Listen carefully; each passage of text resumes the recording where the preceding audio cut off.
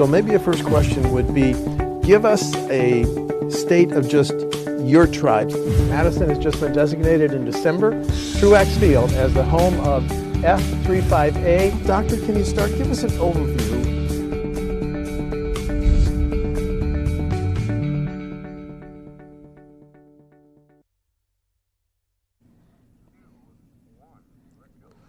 To provide information to Wisconsin residents dealing with the COVID-19 crisis, WisconsinEye is interviewing key leaders who are on the front lines of this response to the crisis. So Jerry Deschane is Executive Director of the League of Wisconsin Municipalities. They wrote a letter over the weekend that I'll be dealing with. So I want to thank Jerry Deschane for being interviewed online at this very unusual time. Jerry, thanks so much.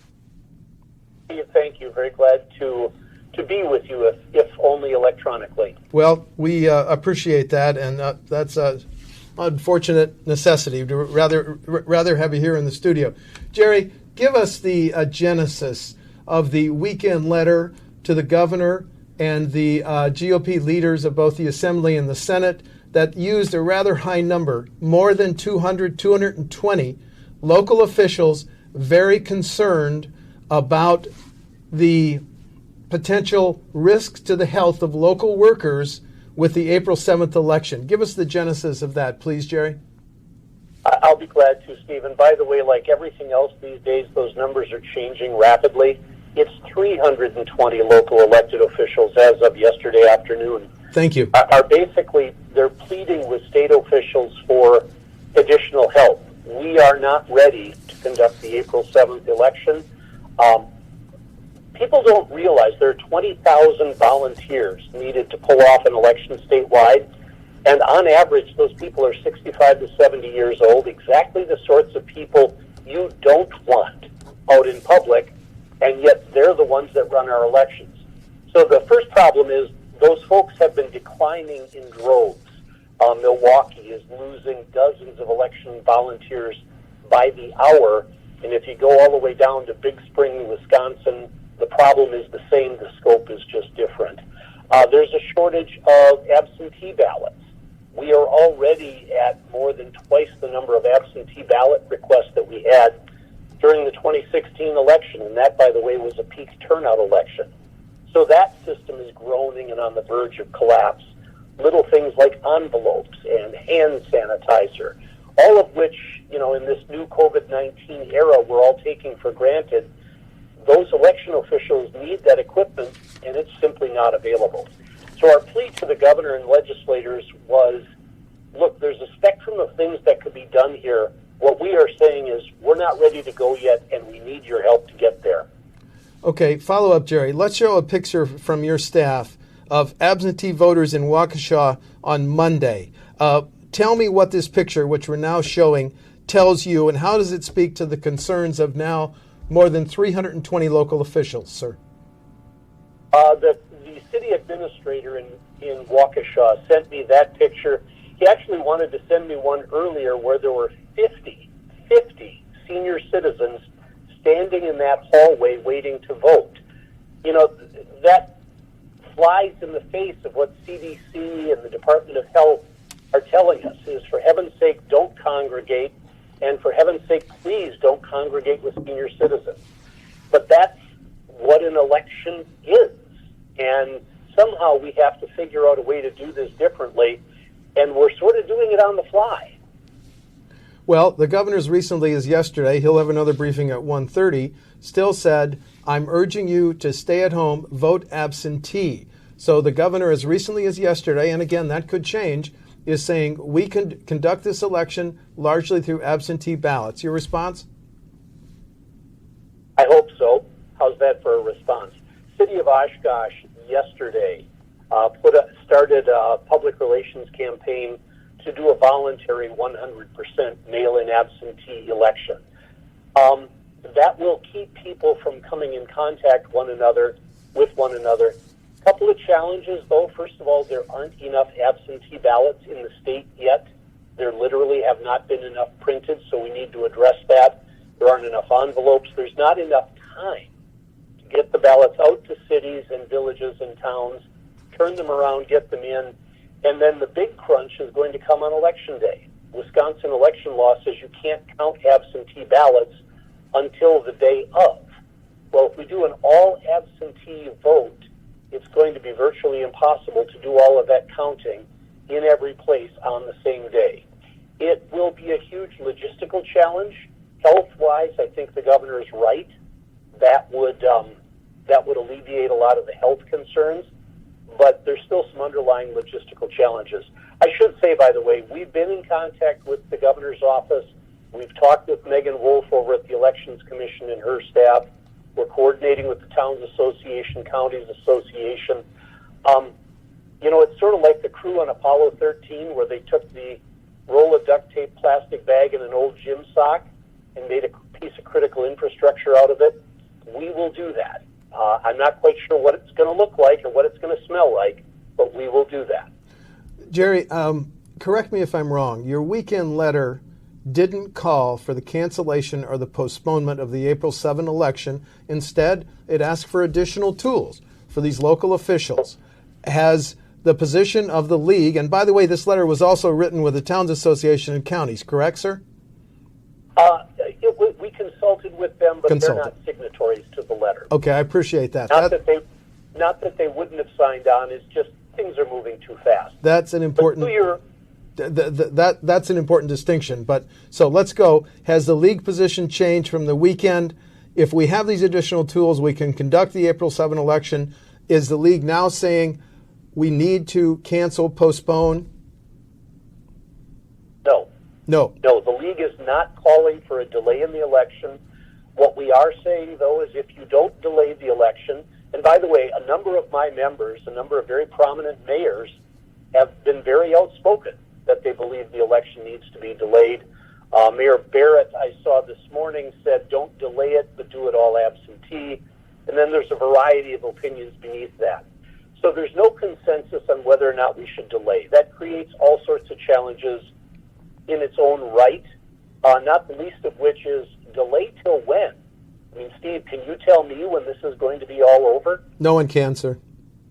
Exactly. So that's the first problem with the delay. Second problem with the delay is under Wisconsin law, most local elected offices expire on the third Monday in April after the election. So we would have a whole lot of governing bodies that would simply go out of existence. Which is why the governor has repeatedly said, this is democracy. This is electing local officials. Democracy must go forward. But I interrupted you. I'm sorry. Well, the governor's right. Democracy must go forward. But, and I don't want to be overly dramatic, Steve, the next question has to be asked, but at what cost? I mean, can we really ask a 65-year-old woman to sit in front of hundreds of strangers and hand them pens all day long, which is what you have to do in an election?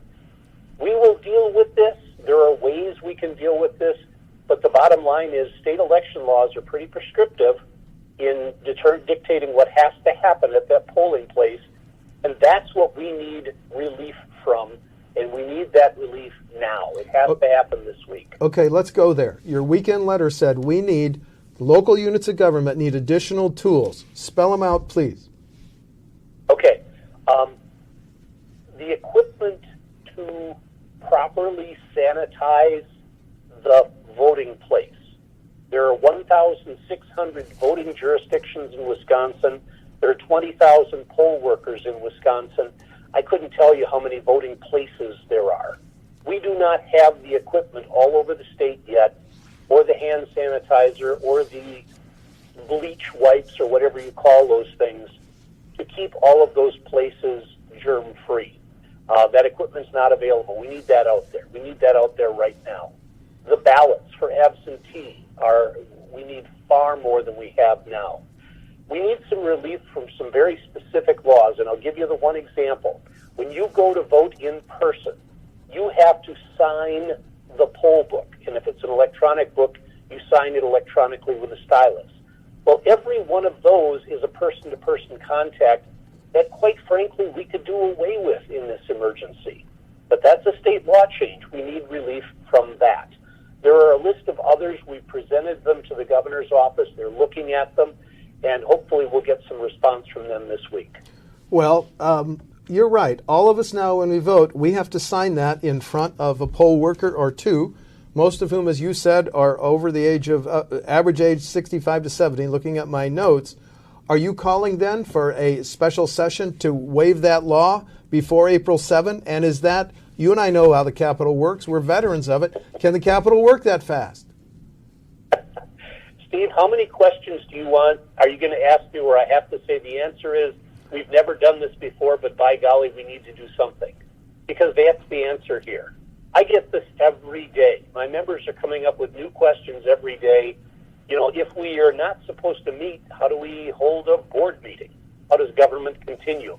The answer, I don't know what the answer is, but let's get together and figure it out. I don't know what the governor's emergency powers are. I don't know how fast the legislature can act in an emergency. What our letter over the weekend was meant to be was a diplomatic rock through the window, if you will, saying, folks, we really desperately need your help now. We don't know what you can do, or Governor, we don't know what you can do, but we desperately need you to sit down with us and figure this situation out. At yesterday's briefing, the governor's legal counsel, Ryan Nilsistun, excuse me for mispronouncing his name, said, we have been in contact with both the State Elections Commission and local officials to try to give them the tools that you just listed. So my question is, the response to your weekend letter. Are you encouraged? I'm encouraged, but we're not there yet. Right now, the response has been, okay, sit down and explain to us what you want. It has not been, okay, we're going to do this, we've got this on the way. You know, the cavalry ain't coming just yet, but they have been listening to us. I will say yes to that. And the other thing I do have to say, Steve, is by the time this interview is done, there may be additional changes, there may be additional progress, but as of right now, we have no guarantee of that. I understand. And what you're saying is that at the 1:30 briefing today and at subsequent briefings by the governor and his top election officials, his type healthcare professionals, we don't know what additional tools they may be giving your members, correct? That is correct. We're all we can do, and I do. By the way, I want to kind of tip my hat to the governor's people here. I can't even begin to imagine the complexity, the criticality of the issues that they're dealing with. The election is not the only thing in town, and we get that. But the reality is, it's 2 weeks away, and the clock is ticking. So, in order to get some of these things done, we have to get some of these answers this week. Your letter was also addressed to Speaker Voss, Senate Majority Leader Fitzgerald. Has the League heard from them? We have not heard from those two specifically. We've been contacted by a number of legislators, President Roth, Senate President Roth, and a number of others in the Assembly Republican Caucus to convey the message to us that, hey, send us the list, we're working on a package, let's see what we can do, but also to say that they're really concerned about the idea of delaying the election. And that's why the League's position has not been to date a request to delay the election. Okay, Jerry, I want to ask you about a press release this morning because this situation does change hourly. A number of groups, including the ACLU and the League of Women Voters, have made a public appeal. Let's send every registered voter an absentee ballot, conduct the election that way. Does that sound feasible for your local officials? It would be a challenge, but that would be something feasible, particularly if they would let us start counting absentee ballots sooner. The State Assembly passed a bill that would allow local governments to do that. The State Senate hasn't taken it up. So one of the things that could be done, I don't know about quickly, would be if there is a way under the governor's emergency powers or for the Senate to quickly pass that legislation, then yes, an all mail-in election would be challenging, but it would be doable. The requirement that absentee ballots, when they must be counted, do you think that's something the governor through an executive order could change, or is it your belief that that's fixed, set by statute? I don't know the answer to that question, Steve. We put it to the governor hoping it could be changed temporarily under an executive order. The governor's office has not responded, so I don't know if that means the answer is no, or that means the answer is we're putting out 7 other brush fires, Jerry. We'll get back to you. The elections, short answer, just don't know. Sorry to interrupt you. The Elections Commission yesterday put out a public appeal to younger voters. Please volunteer. Raise your hand to come in and work as poll workers, because, as you said earlier, the average age of our army of poll workers, 20,000, is between 65 and 70. Do you think younger workers, unfortunately some of whom may be laid off, will be willing to come in? Question 1. Number 2, is there time to train them to conduct our elections? Yes. Answer question 2, yes, there is time to train them. Our local election clerks are actually pretty good at this, and give them about an hour or 2, and they would limit the duties of these late-term volunteers, but yes, they could definitely get them up to speed. And by the way, Steve, I believe I got a commitment from your producer that you are going to volunteer to be an election worker on Election Day. I want to say that I wanted to pin a gold star on Megan Wolf's sweater when I saw that press release, because that is one of the pieces of the puzzle. We need the public to step up. This is democracy, baby. This is not a spectator sport. We need volunteers to help at those polling places. Well, Jerry, thank you. If my duties with WisconsinEye, trying to bring as much information to the public as possible, if those can be waived, I would consider being a poll worker. Jerry, I've only got a couple more questions. Thanks for your time. The governor has alluded to potentially looking at our 9,600 members of the Guard to help conduct the April 7 elections. Have you heard anything about that? Do you think Guard workers are potential poll workers, Jerry? Yeah. Well, let me answer that this way. Yes, I think they are, but I have to be a citizen here too. I don't want to pull Guards men and women away from first responder duties or other duties. Bottom line is, if you put them in a poll worker situation, you're exposing them to the risk of COVID-19 exposure. And I think the Guard needs to be careful that particularly those who have medical training would be available for other purposes. Steve, we haven't even gotten into the EMS crisis we could be facing in this state. So I guess my answer is we'll take all the Guardsmen and women we can get to volunteer as poll workers, but I think we believe that those that have emergency medical training are necessary for a higher purpose. Okay, a couple more questions. Are league members asking for donations to help provide the protective equipment, masks, etc., for law enforcement, fire, and EMS responders? Are they making public appeals? So far, they've been trying to work through channels. I think there are some public appeals in some locations. That's not a role that government has typically played, but getting pretty dire at this point, and I wouldn't be surprised to see that coming next. Okay, let's look at one more graphic that you provided. From the village of Richfield, drive-through absentee voting is going great. Thanks for all the patience as we work through it, operating like a Portillo's hot dog drive-through. Now that would indicate one smaller community is helping keep people at a reasonable, safe distance through drive-in voting. Is drive-in voting one potential way? I know City of Madison has devoted 4 parking stalls to it. How widespread can your members use that? Hopefully fairly widespread. I know the City of Beloit actually has a video of how they hope drive-through voting will work. We didn't even talk about in-person absentee voting, which a number of cities have had to close down because of fears of virus spread. Yeah, what Richfield is doing, that's a good example of that duct tape and old gym sock that I talked about earlier. They're going to whatever weird lengths they have to make this work, and drive-through voting is a viable option. I don't know if it's going to have some glitches. I think that's entirely possible, but desperate times, desperate measures. And the other social media posts I wanted to ask you about that you provided, who's going to train these poll workers? We are swamped and working overtime with absentee requests. in-person voting and preparing for Election Day. This is the kind of questions that we've been raising in the course of our conversation, correct? That is correct, Steve. And I think you got from that particular post the level of anxiety. A lot of my clerks are sort of on the edge right now. They're working as hard as they possibly can, trying to do the right thing, but they need a little help. Okay, final question, Jerry. Thanks for all your time.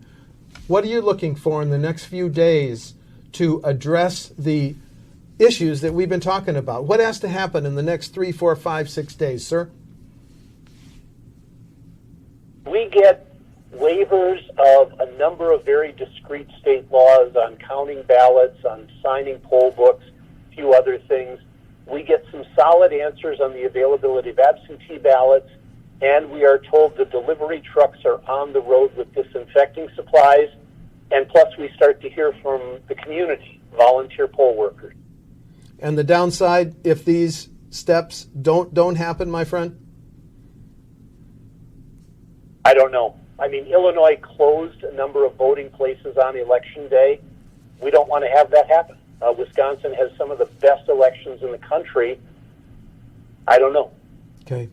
Jerry Deschane is Executive Director of the League of Wisconsin Municipalities. Jerry, I want to thank you for your time.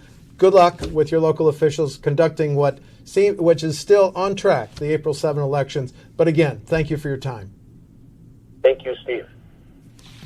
This program is a production of WisconsinEye, an independent, nonpartisan, nonprofit media network with a mission to inform, educate, and engage the citizens of Wisconsin. WisconsinEye is the nation's first and only independently funded state civics broadcast network, providing gavel-to-gavel access to government proceedings and events at the state capitol.